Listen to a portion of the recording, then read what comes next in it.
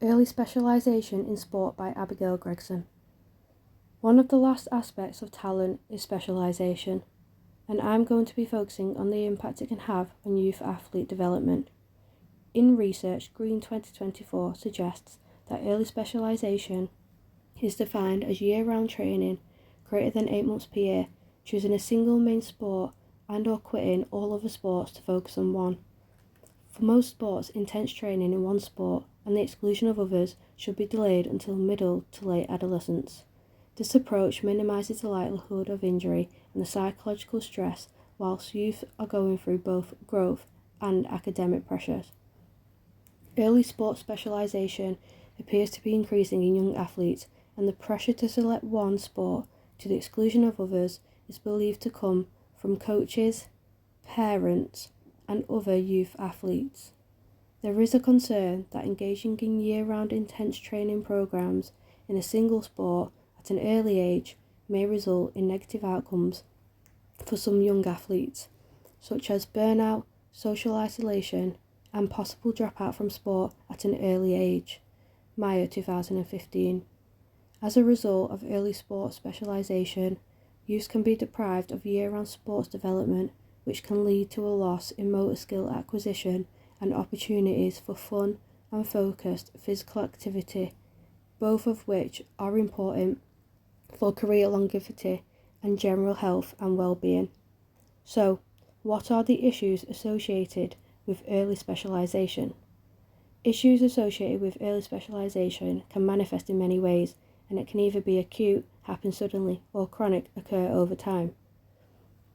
Becoming a successful elite athlete is virtually impossible without performing close to one's performance limit in both training and competition over extended periods of time.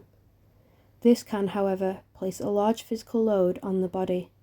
Following on from this, due to the physical demands, one of the most common issues is overuse injuries.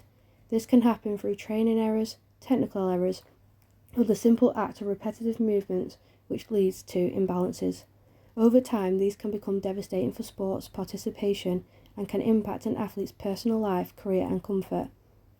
An effective and safe way to try and reduce this injury risk is allowing children to engage in youth strength training, where supervised and progressive practice can strengthen key muscle, bones, and tendons.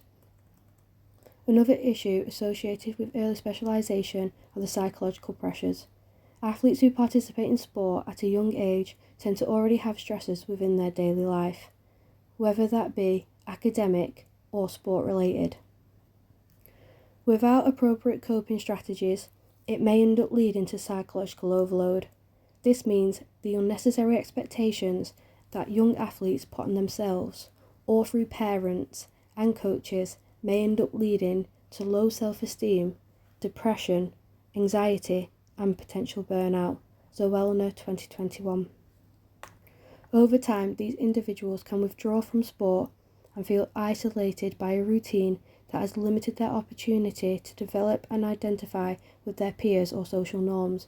As a result of this, daily life can prove challenging, and children can perceive a lack of control over their lives, believe they have fewer chances for autonomy, and possess low levels of motivation to train. As well as specialisation having a lot of issues for youth athlete development, there might be the odd benefit to it. So, what are the potential benefits of early specialisation? Early participation in sports can foster behaviours such as punctuality, cohesiveness, hierarchy, and knowledge. This can be beneficial in both academic and sporting backgrounds.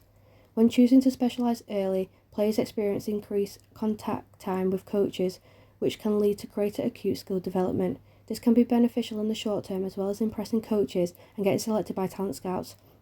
This becomes more important in sports such as gymnastics or figure skating, where athletes from as young as 12 can represent the country nationally and internationally.